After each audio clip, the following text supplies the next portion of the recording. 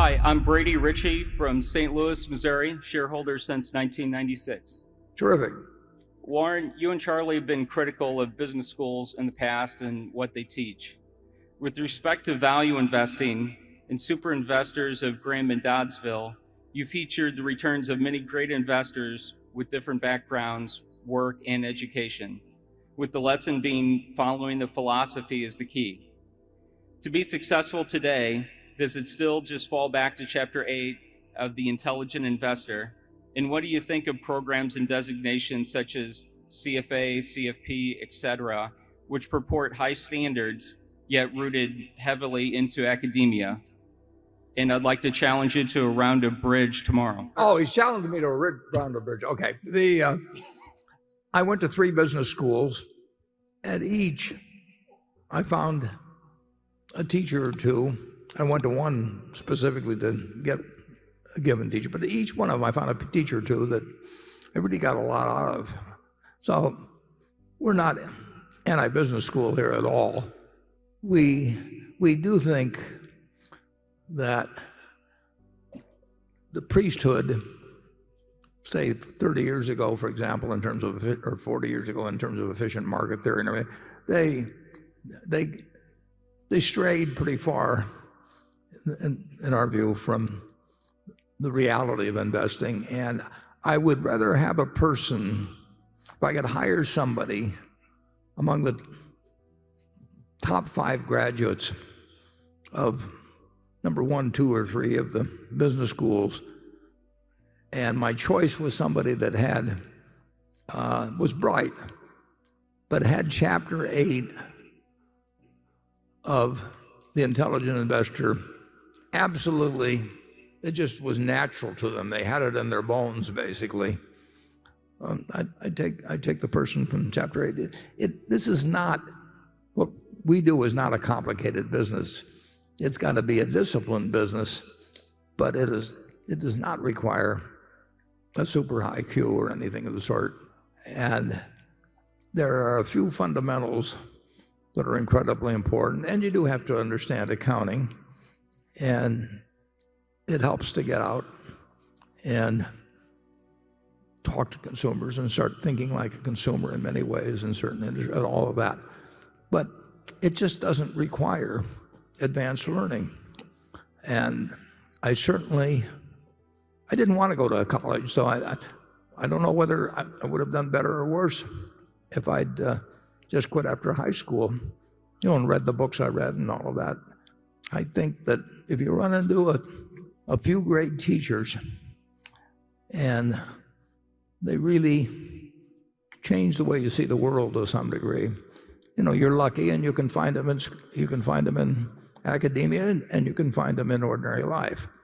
And I've been extraordinarily lucky in having great teachers, including Charlie. I mean, Charlie's been a wonderful teacher.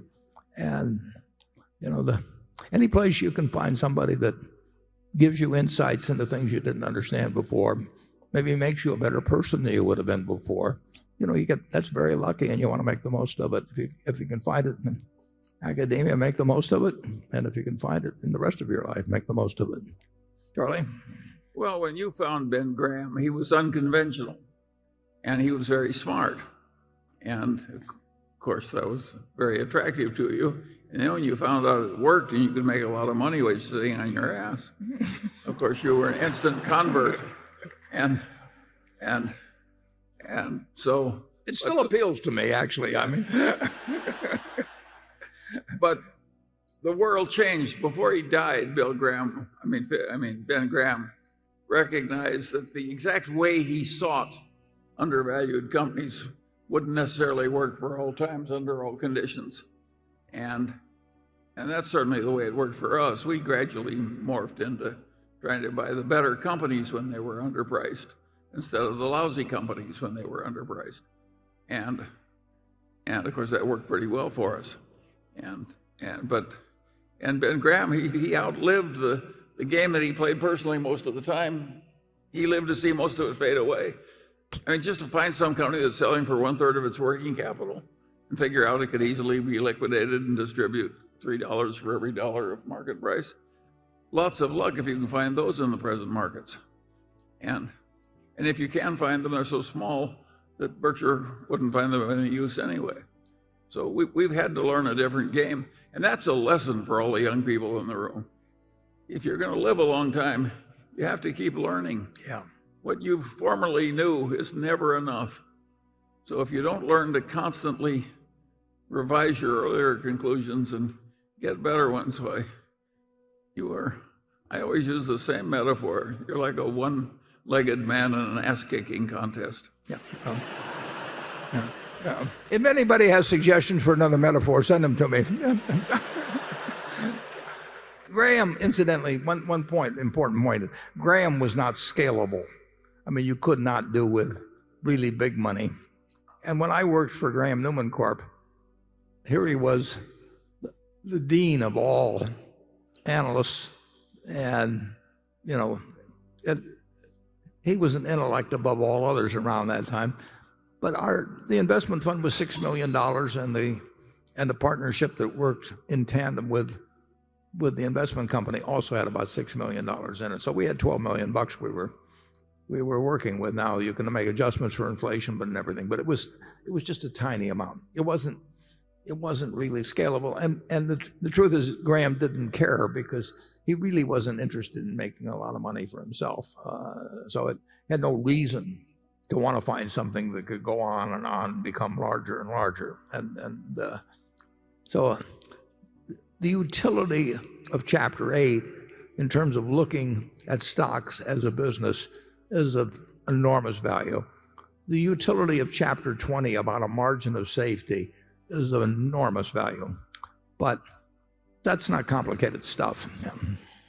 I finally figured out why the teachers of corporate finance often teach a lot of stuff that's wrong.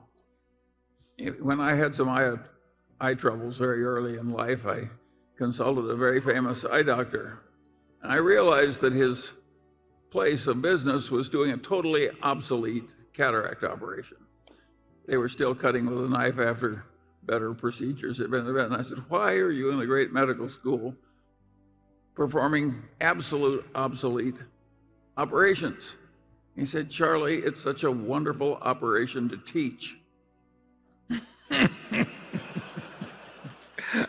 Well, that's what happens in corporate finance. They get these formulas, and it's a fine teaching experience. You give them the formula, you present the problem, they use the formula. You get a real feeling of worthwhile activity. There's only one trouble, it's all balderdash.